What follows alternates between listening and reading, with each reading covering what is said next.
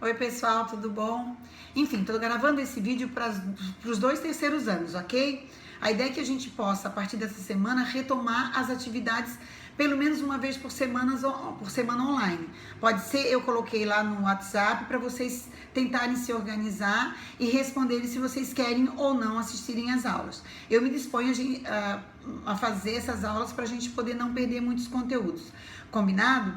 Então tá. Esse vídeo é para os 2 terceiros anos, porque a gente estava trabalhando mais ou menos o mesmo conteúdo, então acho que dá para a gente caminhar juntos a partir daqui, ok?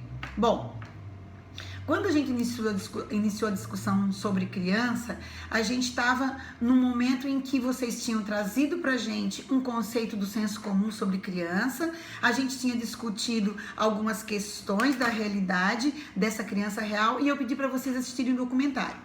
Bom, para que eu queria que vocês assistissem o documentário? Para que a gente pudesse fazer um contraponto entre a criança ideal que a gente viu nas discussões e a criança real que a gente vai ter na sala de aula todos os dias.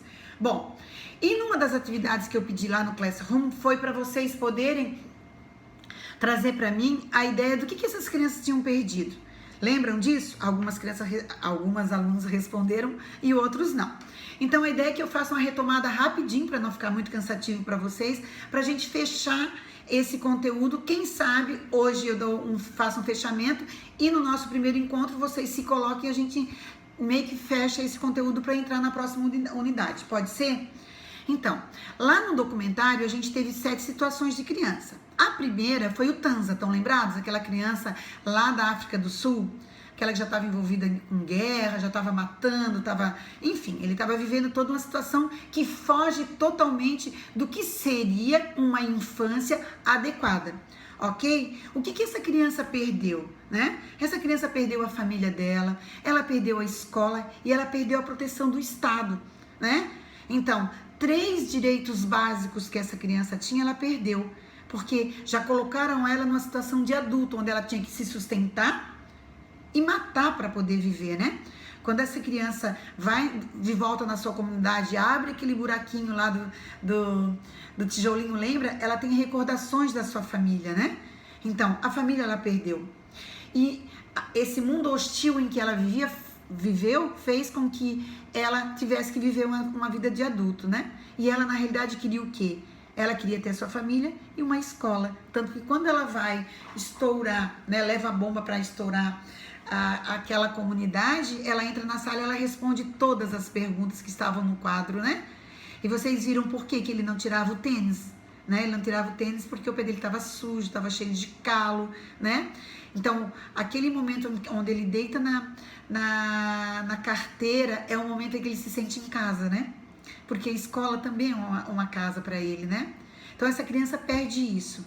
Depois a gente tem no documentário os ciganos, né? Pela trilha sonora dos ciganos, as músicas que era mais animada, parece que essa criança não sofria, né? Então, essa criança, ela perdeu o que tem de mais sagrado, né? Ela perdeu a proteção da sua família. O seu padrasto fazia com que ela ensinava ela a roubar, né?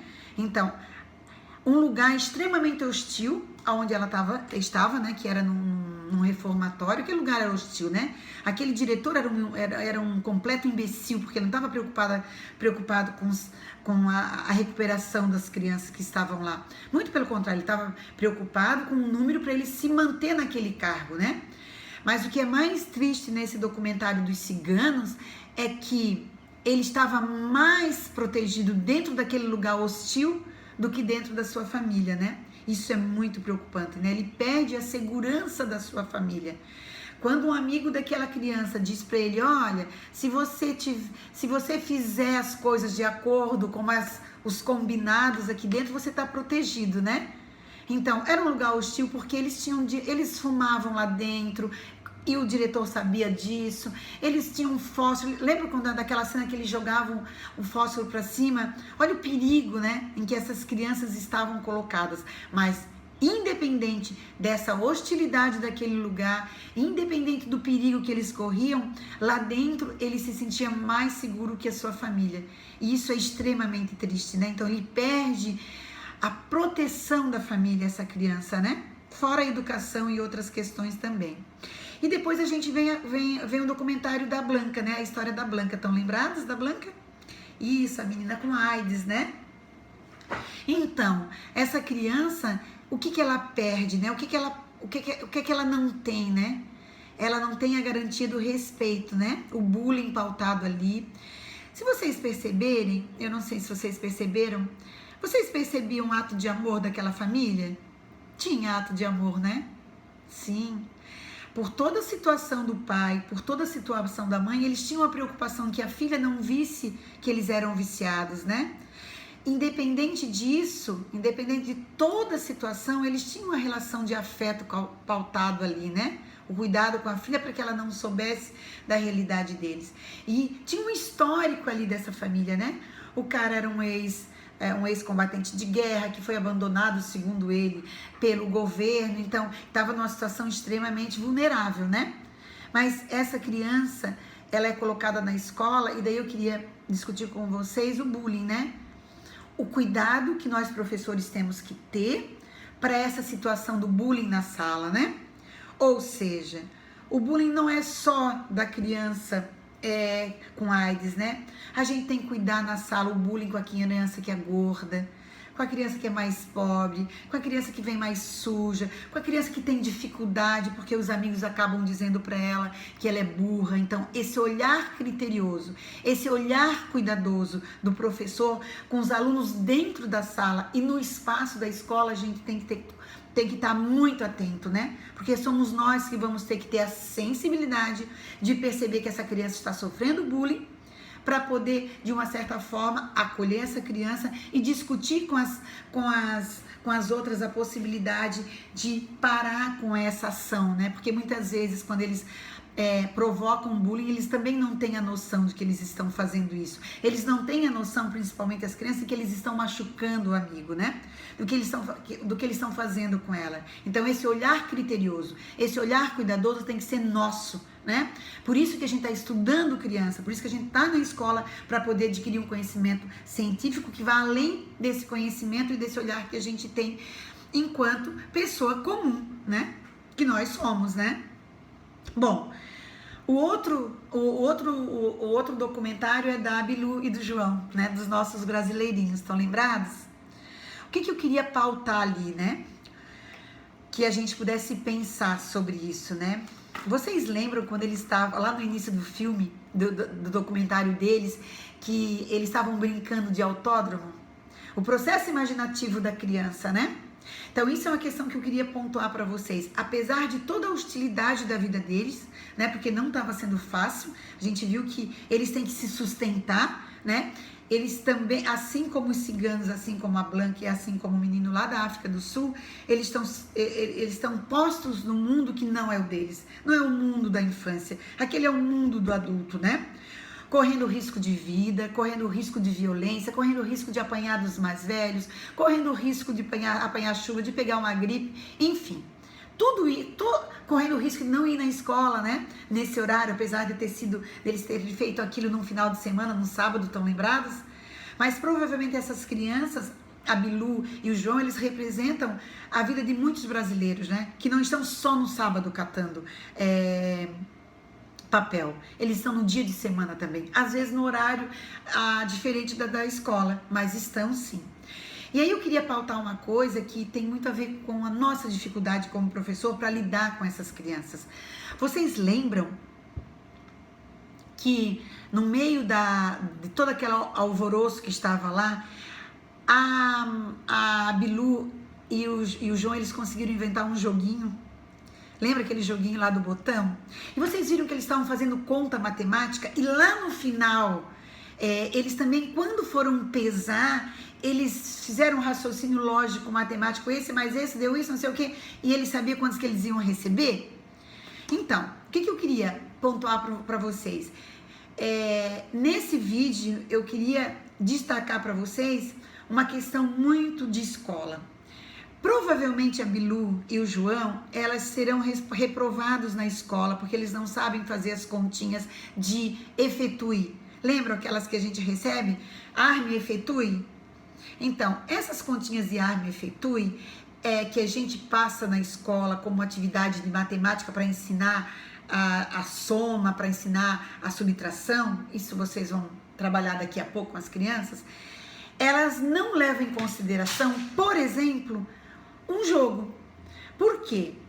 Porque nós, professores, temos dificuldade de perceber que numa brincadeira, num jogo, eu consigo entender o raciocínio lógico, matemático daquela criança, né? Então, a Bilu, se for para a escola e o professor não fizer nenhum jogo com ela, daquele tipo que ela jogou lá com os amigos, ele não vai perceber que ela sabe fazer conta de mais e menos. E se ele colocar arma e efetue, talvez ela não consiga compreender que aquela continha, a nomenclatura da continha, e vai errar. E se ela errar aquela continha que está escrita lá no quadro, ela vai rodar na aula. Quem tem que fazer a relação entre o jogo e a continha que vai estar lá no quadro somos nós. Ou seja, eu tenho que primeiro brincar com as crianças, elaborar jogos com elas, para entender se ela faz o raciocínio de soma, se ela faz o raciocínio de subtração, para depois dizer para ela, olha, esse joguinho, quando você juntou esse mais esse, você estava fazendo uma conta que é de adição. E a prof vai colocar aqui no quadro, como é que a gente escreve o que você fez na sua cabeça aqui no quadro? Aí a prof vai lá e escreve 4, aquele 4 que você ganhou lá no jogo, tá aqui, 4 mais 2. Então, aquilo que aconteceu lá no jogo, a prof está escrevendo aqui no quadro. Isso se chama conta de adição. Eu tenho que explicar isso para as crianças, porque se eu não explico, elas não vão entender.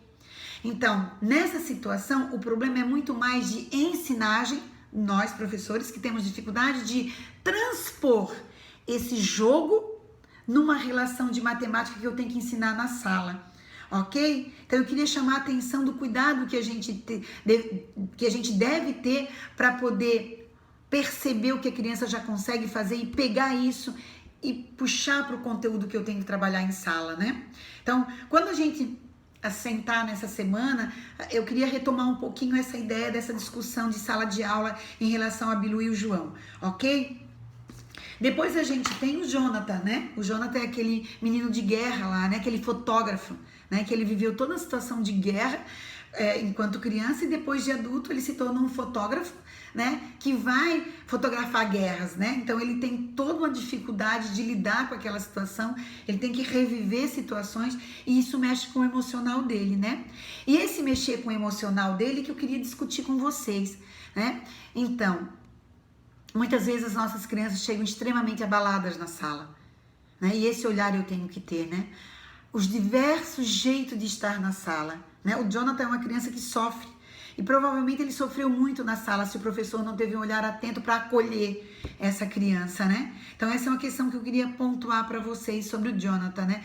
O olhar cuidadoso para as diferentes carinhas que aparecem na sala, os diferentes sofrimentos, as diferentes histórias de vida que entram na sala. E depois a gente tem o Ciro é aquele menino do balanço, estão lembrados? Lá da Itália.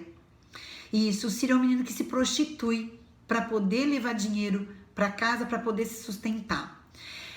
E um cuidado que eu quero que a gente tenha, porque essa criança perdeu a sua família, né? Ela perdeu a educação, ela perdeu a família, ela perdeu a proteção de todos.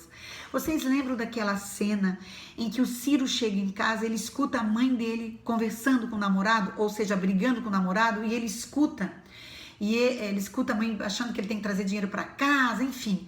E ele faz uma reverência a um tiro nele. Ele faz assim, vocês estão lembrados? Ó, ele se mata. Lembram disso? Eu não sei direito como que ele faz. Mas aparece a sombra de um revólver dele fazendo assim com a mão se matando. Estão lembrados? Isso, bem isso. Então, o que eu quero que a gente se remeta em sala nessa relação? Muitas vezes a gente fala para as crianças coisas e para os adultos e as crianças escutam e a gente mexe com elas. Por exemplo, quando um pai chega na porta da sala e ele pergunta, prof, como é que o meu filho se comportou? Aí a prof diz, ai pai, teu filho hoje não se comportou direito, bateu no amigo, parará, parará, parará, parará. Isso é uma postura muito presente nos professores hoje. E quando um professor fala isso, tanto para um outro professor, para sua auxiliar, ou para um pai quando chega na sala, E a criança escuta, eu tô mexendo com ela. Além de eu estar mexendo com ela, eu tô falando na porta da sala, chega um outro pai. E se chega um outro pai, ele vai escutar e não vai querer mais que o filho dele brinque com aquele que a professora estava reclamando. E além disso, esse aluno está escutando e ele deve pensar, puxa, que aluno ruim que eu sou, que eu tô deixando a minha professora triste, né? Então, a hora que quiserem falar de alguma criança, não falem na frente dela. A hora que quiserem reclamar de alguma criança para o pai, chame ele em outro lugar, não chame na sala, não deixe a criança escutar. Porque o que a gente fala mexe com o emocional dela. Assim como o Ciro escutou a mãe dele falando, e isso fez com que ele sentisse vontade de morrer porque ele estava atrapalhando a vida da mãe dele. Esse era o sentimento dele, né? A gente pode provocar isso nas crianças também. Então, cuidem com isso, né? O Ciro, ele perdeu educação, ele perdeu proteção da família, ele está vivendo um momento, num ambiente extremamente hostil, onde a mãe tem namorados, provavelmente ele escuta a mãe transando com o namorado dela, ele precisa se prostituir, né? Aquele cara em que ele foi vender o relógio era o pedófilo deles, né? Se vocês voltarem, vocês vão escutar que ele diz, sai daí, seu pedófilo. Porque provavelmente ele abusa daquelas crianças, né? Aquele homem. Então, esse é um cuidado que a gente tem que ter. Um olhar criterioso, um olhar cuidadoso, porque vocês terão muitas crianças dentro da sala que são e sofrem pedofilia em casa, né? E esse é um olhar atento que a gente tem que ter. E por último, a gatinha, né? A chinesa. A trilha sonora faz a gente chorar, né? E aquela menina é poderosa, ela faz a gente chorar mesmo, né? O que ela perdeu, né? E o que ela ganhou, né? Ela foi abandonada nos seus primeiros momentos de vida e foi acolhida pelo aquele velhinho, né? Que cuidou com tanto carinho. Que relação de afeto maravilhosa que tinha aquele senhorzinho com ela, né? E por outro lado, a gente tem a mocinha, né? A menininha da classe alta, que tinha tudo, mas que a família estava vivendo uma situação muito complicada, né? Pra gente poder pensar, tanto o pobre quanto o rico precisa do acolhimento nosso, né? Não é porque alguns dos nossos alunos têm poder aquisitivo melhor, se vestem melhor, têm uma casa melhor, o pai tem um carro, que eles não precisam ser olhados e cuidados com todo afeto, com todo carinho, né? Aquela menina, ela precisava de cuidado. Ela estava se sentindo sozinha, né? Porque ela viu os pais brigando, ela viu os pais se separando. Então, a forma que ela tinha de extravasar aquele sentimento era jogando as bonecas fora, ela se jogando, então ela estava se sentindo sozinha, né? Então ela precisa ser acolhida. E a gatinha também, né? A gatinha é uma menina extremamente forte, extremamente guerreira desde o início, dizendo, eu quero viver, eu quero escola, né? Eu quero família. Ela não tinha família, né? Vocês lembram daquela cena onde aparecia uma boneca e várias meninas para brincar com uma boneca. E do outro lado aparecia uma menina com várias bonecas, né? Olha o distanciamento social pautado aí, né? O poder econômico e o poder social colocado ali, né?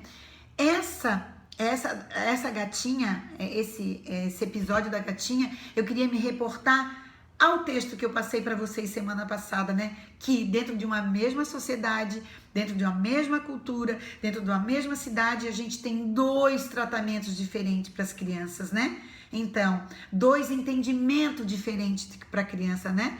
Uma tem tudo e a outra não tem nada. Mas, ao mesmo tempo, as 2 precisam do afeto, do olhar cuidadoso de nós professores, né? Então, um pouco isso que eu queria pautar. Essas crianças, no geral, perderam a família, perderam a proteção do pai e da mãe, perderam escola, perderam o cuidado do Estado sobre elas, a proteção do Estado. Perderam o direito de brincar, porque elas precisam brincar, perderam o direito de estudar, né? Então, essas são situações onde a gente vai perceber que a infância as crianças estão vivendo, todas elas, mas que qualidade de infância essas crianças estão tendo, né? Elas estão longe de viver uma infância sadia e importante para o seu processo de aprendizagem, né? Então é um pouco isso que eu queria deixar para vocês. Vamos fazer o seguinte, vou desligar e aí a gente vai ver lá no WhatsApp o nosso primeiro encontro pra gente poder discutir um pouquinho isso que eu deixei gravado para vocês, ok? Não deixe de assistir e vamos ver se a gente consegue se organizar para as aulas. Pode ser? Beijinho, pessoal. Tchau.